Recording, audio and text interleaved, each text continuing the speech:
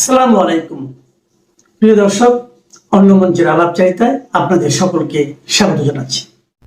আসসালামু আলাইকুম।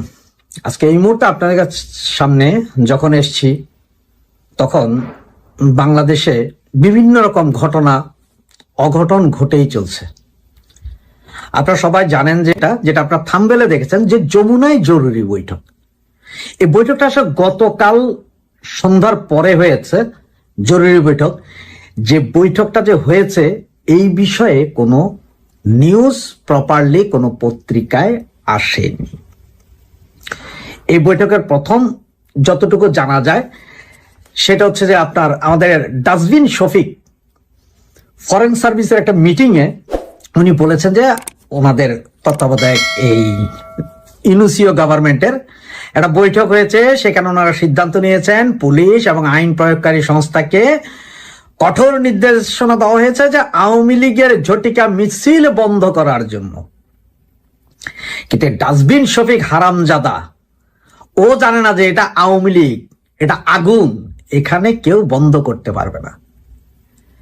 গতকালকের যে মিটিংটা হয়েছে প্রধান উপদেষ্টার বাসভবন যমুনাতে, সেইখানে 11 জন উপদেষ্টা উপস্থিত ছিলেন এবং পুলিশের ঊর্ধ্বতন কর্মকর্তা, ডিজিএফআই, এনএসআই এর ঊর্ধ্বতন কর্মকর্তা ছাড়াও পিএসও কামরুল হাসান, সেনাবাহিনীর পিএসও কামরুল হাসান উপস্থিত ছিলেন।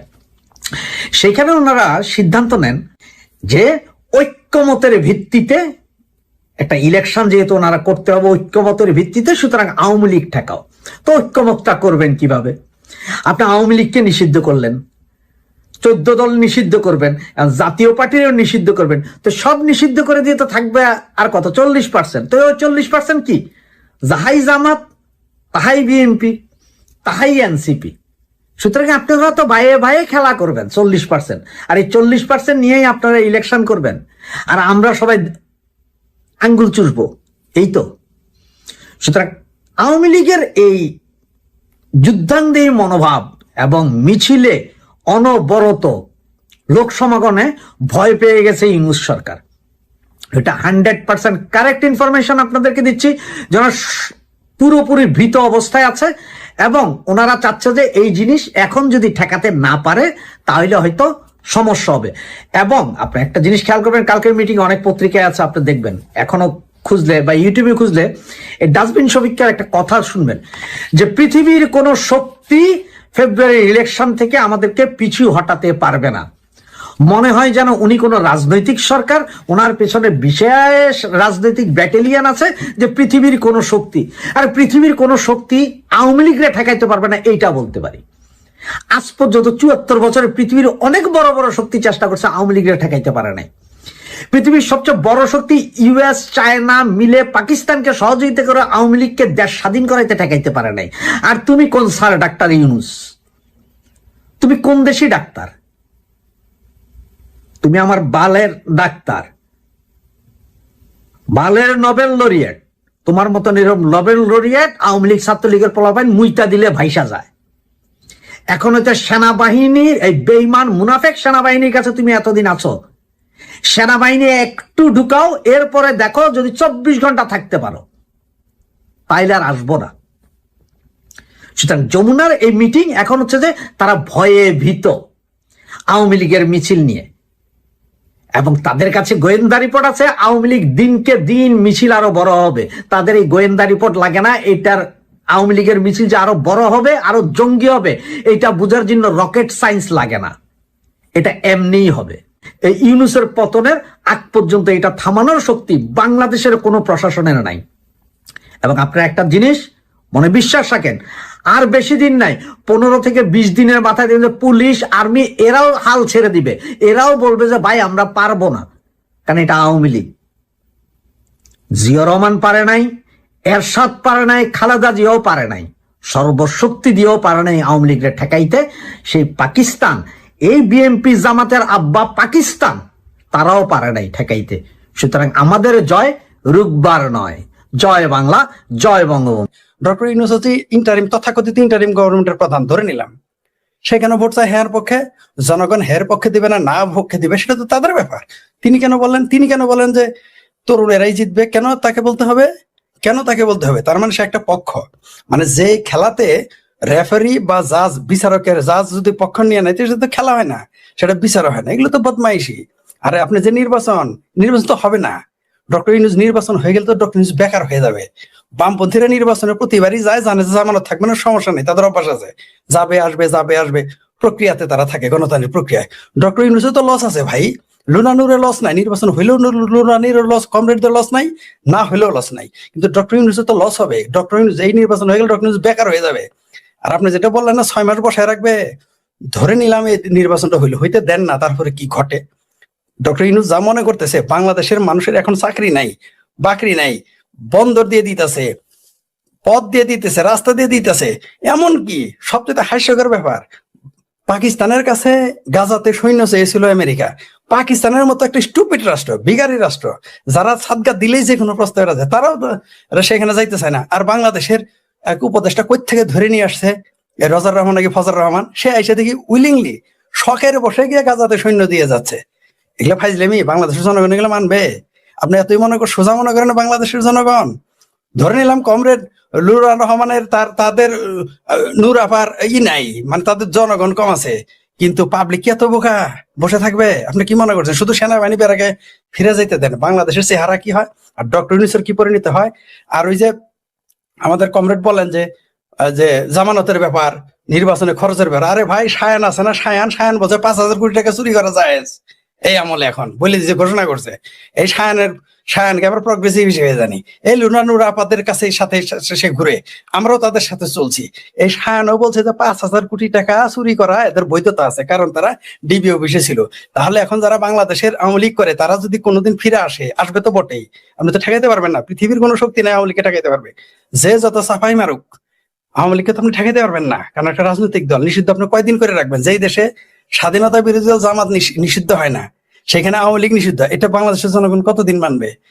এই সায়ান বোঝা 5,000 কোটি টাকার আলাপ তুলতেছে যে জায়েজ হয়ে গেছে, আর আপনি এই কয়টা টাকার ব্যাপার, এদের কাছে এতই টাকার চলে আসছে, টাকার পাহাড়। এরা বলে আসলে আওয়ামী লীগ দুর্নীতিবাজ, এখন বলতেছে 5,000 কোটি টাকা জায়েজ। মানে এরা কখন কি বলে নিজেরাই কিন্তু জানে না। নির্বাচন বলতেছেন, নির্বাচন হবে না। এই নির্বাচন কে করবে? আপনি নিশ্চিত থাকেন, এই নির্বাচন ইউনূস চায় না, এই নির্বাচন জামাত চায় না, এই নির্বাচন হেফাজত চায় না, এগুলো সব তাদের নাটক। এই নির্বাচন আমার ভাবির পোলারা চায় না, কারণ কালকে নির্বাচন হয়ে গেলে পরশুদিন আবার ওই যে হাবিব ভাইয়ের ভাষায় বলি, হাবিব ভাই প্রথমে এটা সুন্দর করে বলছিলেন যে থাকতো লোকাল বাস, থাকতো হলো মেসে, চড়তো লোকাল বাসে। এদের যদি নির্বাচন হয়ে যায় আবার ওই সেই কাজে ফিরে যেতে হবে, আবার মেসে যাইতে হবে, আবার লোকাল বাসে উঠতে হবে। আর যদি কোনো কারণে বাংলাদেশে সরকারের পতন ঘটে, গণেশ উল্টে যায়, তাহলে এদের তো পরিণতি কি হবে? আওয়ামী লীগের আর কি ঘটছে তার সাথে খারাপ পরিণতি হবে। এরা বলেছে কোটার কথা, এখন 63% কোটা চলে, কেউ কথা বলে না। শেখ হাসিনা বলেছিল 5%-এর কথা, এখন 63% কোটা। আর এখন তো আমার ভাবির পোলাদের চাকরি নিতে তো কোনো পরীক্ষা লাগে না, এমনকি ভাবির পোলাদের শ্বশুরকে চাকরিতে বিচারপতি বানানো হয়, কয়েকদিন পরে ভাবির শ্বশুরের বাপের না প্রধানমন্ত্রী বানায়। এতে তো যা ইচ্ছে তাই করছে। বাংলাদেশের মবের কথা বাদই দিলাম, আমি মব রাজত্বের কথা বাদই দিলাম, নির্বাচন এরা না। নির্বাচন বাংলাদেশের দুই দিকের লোক চাচ্ছে, একটা হচ্ছে দুই শ্রেণীর, একটা হলো বিএনপি জাতীয়তাবাদী, আর হলো আমার এই যে আমার কমরেডেরা, এরা ছাড়া কেউ নির্বাচন চাচ্ছে না, কারণ নির্বাচন হলে তারা বেকার হয়ে যাবে। আর নির্বাচন হবেও না, কারণ হচ্ছে এই বাংলাদেশের প্রতি বহু দেশ এবং বহু সংগঠনের চোখ পড়েছে। এই দেশটাকে তারা অস্থিতিশীল করতেছে পরিকল্পিতভাবে। একটি দেশে এই যে তথাকথিত আন্দোলনের পরে যে পরিস্থিতি সৃষ্টি হলো বাংলাদেশে, আর কোনোদিন বাংলাদেশের রাজনৈতিক সহমর্মিতা, রাজনৈতিক সহাবস্থান থাকবে না। এই দেশটাকে পরিকল্পিতভাবে ধ্বংস করা হলো। এর সাথে কে বা কারো জড়িত, এটা গবেষণার বিষয়। আমাদের কমরেডদের অনেক বিশেষজ্ঞ আছে, আমি জানি, তারাই একদিন বই লিখবে, এরাই আগে লিখবে, এই বামপন্থীরাই আগে কিতাব লিখবে, যেখানে লিখবে জুলাইয়ের আন্দোলনে কারা কারা ষড়যন্ত্র করেছিল, কোন দল ছিল, কোন দেশ ছিল, দেখবেন তারাই লিখবে, সেগুলো আমি পরে রেফারেন্স দিব। এখন আপনি বুঝেন যে সায়ান একদিকে বলতেছে 5,000 কোটি টাকা জায়েজ, আর আমার ভাবির পোলার বাপে বলতেছে যে 10টা মার্ডার করবে, ফেসবুকে লাইভ এসে বলে। এখন গণতন্ত্র খতরেমে যায় না, এখন ইসলামও খতরেমে যায় না, এখন বাংলাদেশের আইন আদালতও খতরেমে যায় না। তবে এটা ভালো করেছে, শুনেন, ক্ষেতের ঢেল খেতেই ভাঙে। এরা এইভাবে বলে বলে নিজেদের অপরাধগুলো তারাই প্রমাণ করছে। আগামীতে সাক্ষী লাগবে না, আদালত লাগবে না, কিছু আদালতে তো যেতেই পারবেন না, তারা ইন্ডেমনিটি দিয়ে দিছে, মুক্তিযুদ্ধ হচ্ছে বড় মুক্তিযুদ্ধ হয়ে গেছে তারা, আপনি তো তাদের বিরুদ্ধে আদালতে যেতে পারবেন না। এগুলো বলে ভালো করছে যাতে এদের গণ আদালতে বিচার করা যায়। এবং আমি আপনাকে লিখে দিতে এই চ্যানেলের মাধ্যমে আপনার মাধ্যমে বললাম, এই বামপন্থীরা একদিন সাথে থাকবে, এই গণ আদালতে এই দেশে বসবে এবং এদের বিচার এরাই করবে সাধারণ মানুষকে নিয়ে। দেখেন আমার এই কথাটা মিলে কিনা, আপনি 6 মাস থেকে 1 বছরের মধ্যে দেখবেন। 2024 সালের 5ই আগস্টের পর থেকে বিএনপির স্বপ্নে শুধুই ক্ষমতার মসনদ। একটি ভোটের মাধ্যমে ক্ষমতায় যেতে দলটি গত 17 মাসে যা কিছু করেছে তা নিয়ে মহাকাব্য রচনা করা যায় অনায়াসী। কিন্তু শেষ মুহূর্তে এসেও যে কোনো মূল্যে নির্বাচনের দাবিতে অনড় বিএনপির কপালের ভাঁজ ধীরে ধীরে বাড়ছে। একতরফা নির্বাচনে নিশ্চিত জয়ের স্বপ্ন ফিকে হতে শুরু করেছে। তফসিল ঘোষণার পর থেকে একের পর এক হাজির হচ্ছে কঠিন বাস্তবতা। একসময়ের পরম মিত্র জামাতের বহুমুখী কৌশল দুশ্চিন্তা আরো বাড়িয়ে দিয়েছে। জগন্নাথ বিশ্ববিদ্যালয়ের ছাত্রদলের ভরাডুবি, পোস্টাল ব্যালটে অনিয়ম, বিকশট কয়েকজন প্রার্থীর মনোনয়নপত্র বাতিল, বিভিন্ন এলাকায় বিদ্রোহী প্রার্থীর দাপট, জামাতের নেতৃত্বে শক্ত জোটে তৈরি হয়েছে দুর্ভাবনা। তারেক রহমান দেশে ফেরার পর যে বিপুল সাড়া দেখা গিয়েছিল সেটাও হারিয়ে যাচ্ছে প্রতিদিনের নানামুখী ঘটনার ধাক্কায়। সোশ্যাল মিডিয়ায় চলছে জামাতের সমন্বিত ক্যাম্পেইন। চাপ বাড়াতে জামাত এবং এনসিপি সামনে আনছে প্রার্থীদের দ্বৈত নাগরিকত্ব এবং খেলাপি ঋণের ইস্যু। এমন অবস্থায় একতরফা নির্বাচনেও জয়ের পথ ক্রমশ কঠিন হওয়ায় বিষয়টি বিএনপি প্রতি অ্যাক্টিভিস্টরাও মেনে নিচ্ছেন। নানামুখী সংকটের মাঝে নির্বাচন ভবনের সামনে দুদিন ধরে অবস্থান নিয়ে বিক্ষোভ করেছে ছাত্রদল। ইসিতে নালিশ ঠুকেছেন দলের মহাসচিব, তবে পরদিনই আবার আস্থা জানিয়েছেন ইসির উপর। প্রশ্ন হলো, 17 মাসে একের পর এক দোদুল্যমান অবস্থানের কারণে বিপাকে পড়া বিএনপি শেষ মুহূর্তেও কি রেসের মাঠ থেকে ছিটকে পড়তে যাচ্ছে? তারা এতদিন পরে এসে যেসব অভিযোগ তুলছে সেগুলোর সমাধানের কোনো সুযোগ কি আর আছে? আবার অভিযোগ শুরু হওয়ার জন্য যথেষ্ট মাত্রায় চাপ তৈরির শক্তিও কি রয়েছে দলটির? ইশরাক হোসেনকে ঢাকার দক্ষিণের মেয়র পদে বসানোর ক্ষেত্রে যে ব্যর্থতা দেখা দিয়েছিল, আবারও কি তারই পুনরাবৃত্তি অপেক্ষা করছে? এক সময়কার পরম মিত্র জামাত যেভাবে প্রকাশ্যে উপহাস করছে, তার কি প্রভাব পড়ছে জনমনে? মনোনয়নপত্র নিয়ে আপিল শুনানিতে 18 জানুয়ারি বিএনপির আরো 2 জনের প্রার্থিতা বাতিল করে নির্বাচন কমিশন। তাদের মধ্যে কুমিল্লা 10 আসনের আব্দুল গফুর ভূঁইয়ার প্রার্থিতা বাতিল হয় দ্বৈত নাগরিকত্বের কারণে। আর হাইকোর্টের স্থগিতাদেশ থাকায় চট্টগ্রাম 2 আসনে সরার আলমগীরের মনোনয়নপত্র বাতিল করা হয়। এই দুটি আসনেই এখন প্রধান প্রার্থী হিসেবে জামাত নেতারা নির্বাচনের মাঠে আছেন। ইসিতে আপিল শুনানিতে 17 জানুয়ারি কুমিল্লা 4 আসনে বিএনপির প্রার্থী মঞ্জুর আহসান মুন্সির প্রার্থিতাও বাতিল হয়েছে। এই আসনে অনেকটা ফাঁকা মাঠে গোল দেওয়ার মতো পরিস্থিতি তৈরি হয়েছে এনসিপির হাসনাত আব্দুল্লাহর জন্য। তার বিরুদ্ধে ভোটের মাঠে আছেন নাম সর্বস্ব অন্য 4টি দলের প্রার্থীরা। বিএনপি প্রার্থী উচ্চ আদালত থেকে প্রার্থিতা ফেরত না পেলে কিংস পার্টির হাসনাতি আপাতত অপ্রতিদ্বন্দ্বী প্রার্থী। গুঞ্জন রয়েছে বিএনপির 1.5 ডজনের বেশি হেভিওয়েট প্রার্থীর তালিকা রয়েছে প্রতিদ্বন্দ্বী জোটের হাতে। এসব প্রার্থীর বিরুদ্ধে দ্বৈত নাগরিকত্ব এবং ঋণ খেলাপের মতো অভিযোগের তথ্য প্রমাণও সংগ্রহ করা হয়েছে। পরিস্থিতি অনুযায়ী সামনে আনা হতে পারে এসব প্রমাণ। এর মধ্যে গুরুত্বপূর্ণ 3টি আসনে বিএনপির প্রার্থিতা বাতিল বড় ধরনের ধাক্কা হয়ে এসেছে দলটির সামনে।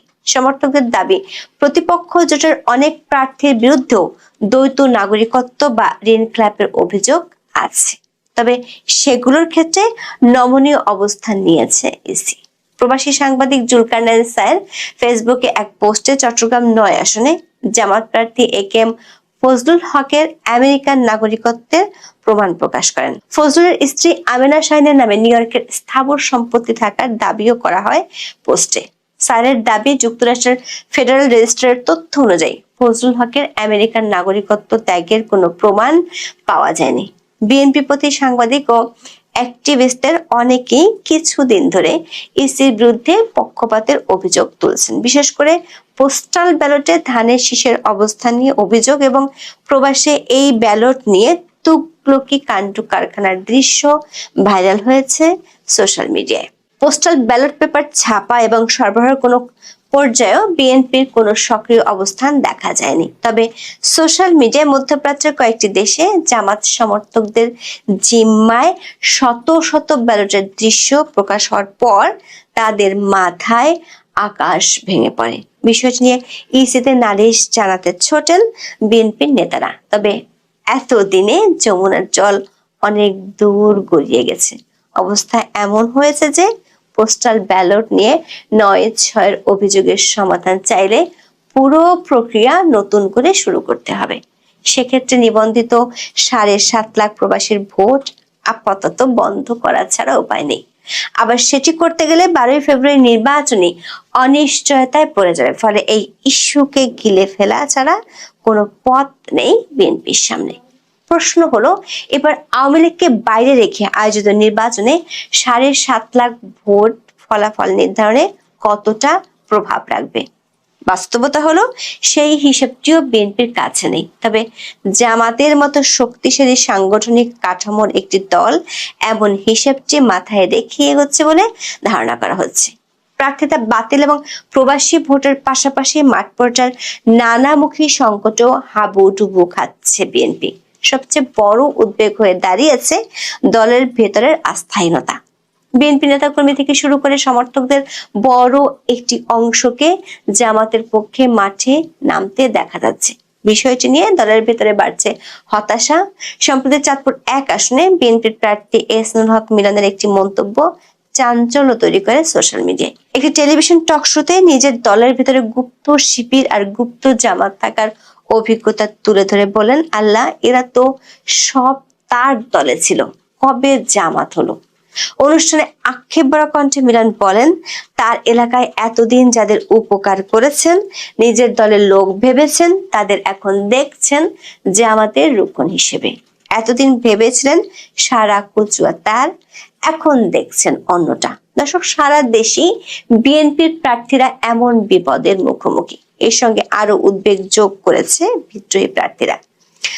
কোন এলাকায় মূল দল ও জোটের প্রার্থীকে ছাপিয়ে যাচ্ছে বিদ্রোহী প্রার্থীর জনপ্রিয়তা। ব্যারিস্টার রুমিন ফারহানা দল থেকে বহিষ্কার হয়েও ব্রাহ্মণবাড়িয়া ২ আসন কাঁপিয়ে বেড়াচ্ছেন।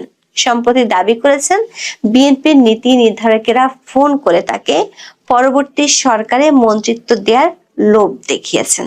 তবে তাতে তিনি সাড়া দিতে রাজি নন। পটুয়াখালী ৩ আসনে বিএনপি জোটের প্রার্থী হয়ে বিপাকে আছেন নুরুল হক নূর। নিরুপায় হয়ে কিছুদিন আগে তারেক রহমানের কাছে নালিশ করে উল্টো বিপাকে পড়েছেন। পটুয়াখালী ৩ আসনে বিএনপির সব কমিটি বাতিল করা হলেও মার্চ ছাড়েননি বিদ্রোহী নেতা হাসান মামুন। উল্টো স্থানীয় বিএনপি নেতাকর্মীরা মিষ্টি বিতরণ করে মামুনের প্রতি সমর্থন আরো জোরদার করেছেন। দর্শক, মাঠ পর্যায়ে আরো কিছু ঘটনা বিএনপিকে দুশ্চিন্তার চূড়াবালের দিকে ঠেলে দিচ্ছে। বিশেষ করে মাঠ প্রশ্নে প্রতিপক্ষের প্রভাব নিয়ে বাড়ছে উদ্বেগ। এর সঙ্গে যোগ হয়েছে ১.৫ বছর ধরে ভোটার ট্রান্সফারের মাধ্যমে বিশেষ কিছু আসনে জামাতের শক্তি বৃদ্ধির খবর। আওয়ামী লীগ সরকার পতনের পর থেকে জামাত এই কাজ সুচারুভাবে করেছে এমন অভিযোগ পুরনো। তবে শেষ মুহূর্তে এসে ঘুম ভেঙেছে বিএনপির। দলের মহাসচিব ৮ই জানুয়ারি হন্তদন্ত হয়ে ছুটে যান নির্বাচন কমিশনে। তিনি এমন এক গাদা অভিযোগের ফিরিস্তি দিয়েছেন যেগুলোর কোনোটি সমাধান ৩ সপ্তাহের মধ্যে করা সম্ভব নয়। এতদিন পরে এসে মির্জা ফখরুলের অভিযোগ, নির্বাচন কমিশনের কিছু কর্মকর্তা একটি দলের হয়ে কাজ করছেন। ইসি অনেক ক্ষেত্রে পক্ষপাতমূলক আচরণ করছে।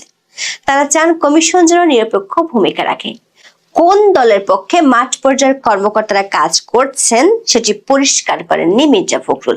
তবে সেই দলটি যে জামাত সেটা বোঝা কঠিন কিছু নয়।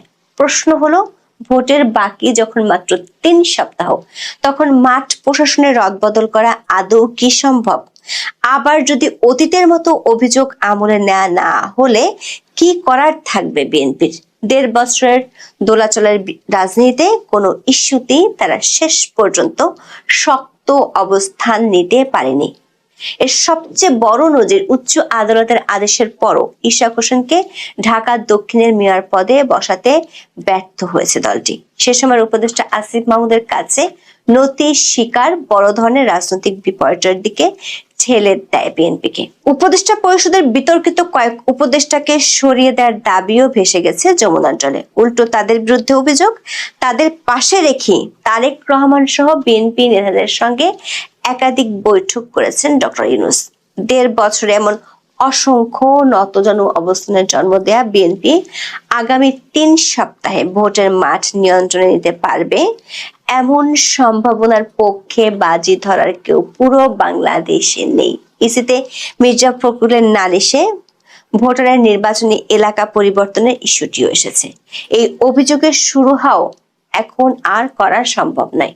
মির্জা ফখরুল বলেন, ঢাকা মহানগরের বিভিন্ন নির্বাচনী এলাকায় একটি রাজনৈতিক দল তাদের প্রার্থীদের বিজয়ী করতে অনৈতিক কূটকৌশল নিয়েছে। তারা দেশের ভিন্ন ভিন্ন এলাকা থেকে ভোটারদের ব্যাপক হারে এলাকা পরিবর্তন করাচ্ছে।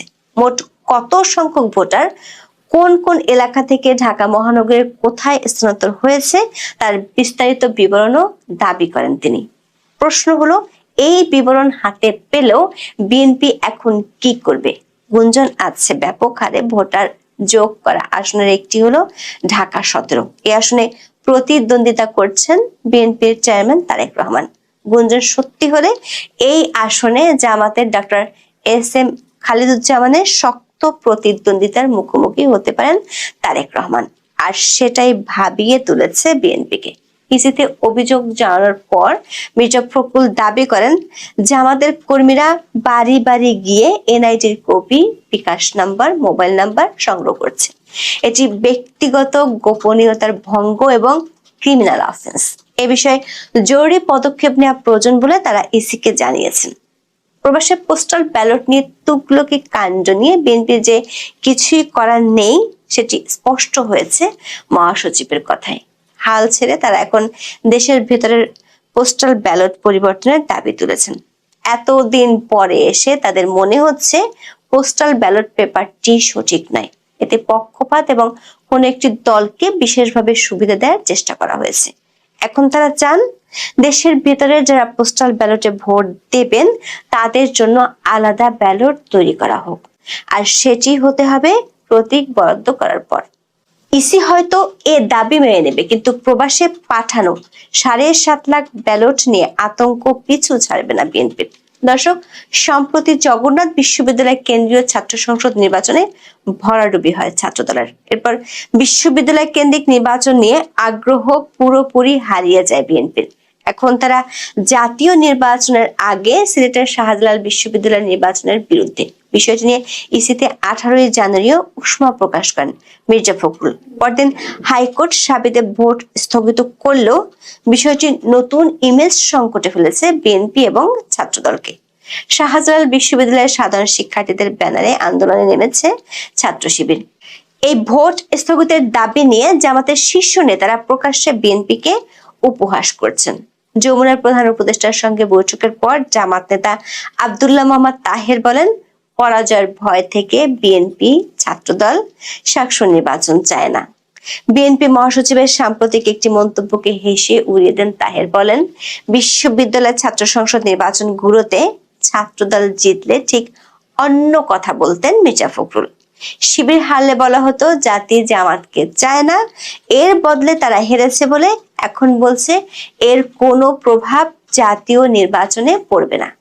দর্শক, ইসিতে যুদ্ধংদেহী মনোভাব নিয়ে হাজির হওয়ার পরদিনই সুর বদলে গেছে বিএনপি মহাসচিবের। এখন তিনি নির্বাচন কমিশনের উপর আস্থা রাখার কথা বলছেন। দাবি করেন, নির্বাচন কমিশন এখন পর্যন্ত যোগ্যতার সঙ্গে কাজ করছে। বিএনপি বিশ্বাস করে কমিশন যোগ্যতার সঙ্গে আগামী সংসদ নির্বাচন পরিচালনা করতে পারবে, অথচ একদিন আগেই ছিল ঠিক উল্টো কথা। ১.৫ বছরে এভাবে বিএনপি যেন এক পরম পরাবাস্তব গল্প। আজ বিরাগ তো কালী প্রচন্ড অনুরাগ, আজ যার পদত্যাগের দাবি পরশুই তার সঙ্গে সহসে বৈঠকের ছবি, নাকি হবে সেই শেয়ালের গল্পের মতো যে খিদে মেটাতে দেয়ালে মুরগি এঁকে ভুরি ভোজনের ব্যর্থ চেষ্টাই শুধু চালিয়ে যায়। আসসালামু আলাইকুম দর্শক, খুব অবাক লাগছে, অবাক বিস্ময়ের সঙ্গে খেয়াল করছি সংবাদটা এবং গা শিউরে উঠছে। এই অন্তর্বর্তী সরকারের সময় আমরা সলিমপুর গ্রামের নাম কখনো শুনিনি আওয়ামী লীগ সরকারের সময়। আমরা বিএনপি সরকারের সময় শুনিনি যে বাংলাদেশে এরকম একটা নিষিদ্ধ নগরী আছে, এই নিষিদ্ধ একটি অধ্যায় বাংলাদেশে আছে যেখানে র্যাব গিয়েও, সশস্ত্র র্যাব গিয়েও অপারেশনও তেমন কিছু না, সেখানে গিয়ে তারা দাঁড়াতে পারে না, তাদের একজনকে সেখানে প্রাণ দিতে হয়, দুজনকে জঙ্গলের ভেতরে অপহরণ করে নিয়ে যায়। বাংলাদেশের ভেতরেই হচ্ছে। Is it possible? মব তৈরি করে, মব, ওই যে বলছে না যে মব সরকারকে খেয়ে ফেলেছে, সেই মব তৈরি করে বাংলাদেশের rapid action battalion specialised team পুলিশের তাদের 2 কর্মকর্তাকে তুলে নিয়ে যাওয়া হলো এবং অপারেশন হলো অবস্থায় তার আরো সঙ্গী সাথীরা আছেন এবং একজনকে জানে শেষ করে দেওয়া হলো। সেই রহস্যময় নিষিদ্ধ নগরীর কথাটি আমরা গল্পটা শুনি। আপনারা যারা ভিডিও দেখেছেন, সিনেমাকে হার মানাচ্ছে। মনে হয় যে মানে পুলিশের উপর গ্যাং লিডাররা যেভাবে আক্রমণ করে, পুলিশ যেভাবে তারপরে পজিশন নিয়ে চেষ্টা করে নিজেকে বাঁচিয়ে আনার, সেই ভিডিওতে আমরা সেসব চিত্র দেখতে পাচ্ছি। চট্টগ্রামে জঙ্গল সলিমপুরের অভিযানে গিয়ে হামলায় র্যাব কর্মকর্তা নিহত। আপনি চিন্তা করেন কোন জায়গায় গিয়ে দাঁড়িয়েছে। এর আগে ময়মনসিংহে পুলিশের আসামি ছিনতাইয়ের ঘটনা ঘটেছে, উত্তরবঙ্গে ঘটেছে, একাধিক জায়গায় ঘটেছে। পুলিশ, র্যাব, ইলেকশনের আর 20 দিন বাকি, তারা কোথাও অপারেশনে গেলে তাদের উপরে সন্ত্রাসীরা হামলা করে, 1-2টা অপারেশনে গেলে এরকম ঘটনা আমরা দেখছি। তাহলে ইলেকশনের সময় কি হবে? কিভাবে এই পুলিশ এবং র্যাব আমাদের সবগুলো কেন্দ্রের নিরাপত্তা এবং এই যারা ওত পেয়ে থাকে, আজকে এক সলিমপুর, ইলেকশনের সময় তো সেটা অনেক সলিমপুরে পরিণত হতে পারে। চট্টগ্রামের সীতাকুণ্ডের জঙ্গল সলিমপুরে অস্ত্র উদ্ধার অভিযানে গিয়ে দুর্বৃত্তদের হামলায় এক র্যাব কর্মকর্তা নিহত হয়েছেন। তার নাম মোতালেব হোসেন ভূঁইয়া। তিনি র্যাব 7-এর উপসহকারী পরিচালক হিসেবে কর্মরত ছিলেন, মানে ডিএডিজি পদটা বলা হয়। এই ঘটনায় আহত হয়েছে আরো কয়েকজন। সোমবার সন্ধ্যায় এই ঘটনা ঘটেছে। চট্টগ্রাম রেঞ্জের উপমহাপুলিশ পরিদর্শক আহসান হাবিব পলাশ রাত 8টার দিকে বলছেন, সীতাকুণ্ডের জঙ্গল সলিমপুরে অভিযানে গিয়ে র্যাবের ডিএডি পদমর্যাদার এক কর্মকর্তা নিহত হয়েছেন। তবে ঘটনার বিষয়ে 8:30টার দিকে র্যাব 7-এর সহকারী পরিচালক গণমাধ্যম ARM মুজাফফর হোসেন গণমাধ্যমে পাঠানো বিজ্ঞপ্তিতে উল্লেখ করা হয়, জঙ্গল সলিমপুর এলাকায় অভিযান পরিচালনার সময় সন্ত্রাসীদের হামলার শিকার হন র্যাব সদস্যরা। এতে 4 জন গুরুতর আহত হন। এর মধ্যে 1 জন র্যাব সদস্য নিহত হন চিকিৎসাধীন অবস্থায়। বাকি 3 জন চিকিৎসাধীন রয়েছেন চট্টগ্রাম মেডিকেল কলেজ হসপিটালে। কতটা ডেঞ্জারাস ঘটনা আপনারা চিন্তা করতে পারেন। র্যাব জঙ্গল সলিমপুরে অস্ত্র উদ্ধার অভিযানে গেলে র্যাবের উপর অতর্কিত হামলা চালায় সেখানে থাকা সন্ত্রাসী। তারা এক পর্যায়ে র্যাবের কয়েকজন সদস্যকে ছিনিয়ে নেয়, প্রকাশ্যে চালানো হয় গুলি। আমরা ভিডিওতেও দেখেছি সেগুলো। চট্টগ্রাম নগরের বায়েজিদ বোস্তানি থেকে 2 কিলোমিটার পশ্চিমে এশিয়া ওমেন ইউনিভার্সিটি, এর বিপরীতে লিংক রোডের উত্তর পাশে 3100 একর জায়গায় জঙ্গল সলিমপুরের অবস্থান। সীতাকুণ্ডে এটির অবস্থান হলো এটি অনেকটা নগরের ভেতরেই। এর পূর্ব দিকে রয়েছে হাটহাজারী উপজেলা, দক্ষিণে বায়েজিদ থানা, মানে নগরের একদম আশেপাশের ঘটনা। জঙ্গল সলিমপুর দুর্গম পাহাড়ি এলাকা হয়, এটি হয়ে উঠেছে সন্ত্রাসীদের নিরাপদ আস্তানা। 2024 সালে 5 আগস্টে দেশের রাজনৈতিক পট পরিবর্তনের পরে এলাকাটির নিয়ন্ত্রণ নিয়ে সংঘর্ষ, খুনাখুনির ঘটনা লেগেই আছে। যেমন চট্টগ্রামের কয়েকটি এলাকা এরকম হয়ে গেছে, রাউজান, সীতাকুণ্ড, চট্টগ্রাম, এরকম কয়েকটি এলাকা যেন মানে একদম অভয়ারণ্যে পরিণত হয়েছে। সম্প্রতি এলাকায় দখল নিয়ন্ত্রণে সন্ত্রাসীদের 2টি পক্ষের মধ্যে সংঘর্ষ, গোলাগুলি হয়, এতে কয়েকজন নিহত হয়। পরদিন সেখানে প্রতিবেদন তৈরি করতে গিয়ে সন্ত্রাসী হামলা ও মারধরের শিকার হয়েছেন 2 সাংবাদিক। এবং এরা বাড়তে বাড়তে অনেক জায়গায় বেড়েছিল। আমি পত্রিকার খবর থেকে আর বেশি জানতে চাই না। আমি জানতে চাই এরকম জঙ্গল সলিমপুর কন্ট্রোল করার স্ট্র্যাটেজি সরকার এর আগে থেকে কি নিয়েছিল? তাদের কাছে আগে থেকে খবর ছিল না? তারা কি সেই এফোর্ট দেওয়ার জন্য আমাদের বাহিনীগুলোকে যেটুক রসদ দেওয়া লাগে সেটা দিয়েছে? আরে ভাই, ছত্র ছায়া তাহলে কত কিছুই তো হয়। লুলানুরকে বাংলাদেশে তিনি তার ছাত্র জীবন অর্থাৎ কিশোর বয়স, ছাত্র জীবন বলবো না, মানে কিশোর বয়স থেকে তিনি রাজনীতির সাথে জড়িত। তারে বাংলাদেশের কয়েকজনে চিনে, আর আমার যে ভাবির ছেলে হাসানাত আব্দুল্লাহকে তখন বাংলাদেশের ডোর টু ডোর চিনে। এখন ওই পিছনে ছত্র ছায়া থাকলে অনেক কিছুই হয়। যেটা যার কথা বললেন আমি বুঝছি, তার নামটা আমি নিতে চাচ্ছি না, তাদের নামও নিতে চাচ্ছি না। তাদের ডাকে আমরা তো দেখেছি, তাদের ডাকে 20 জন লোক হবে না।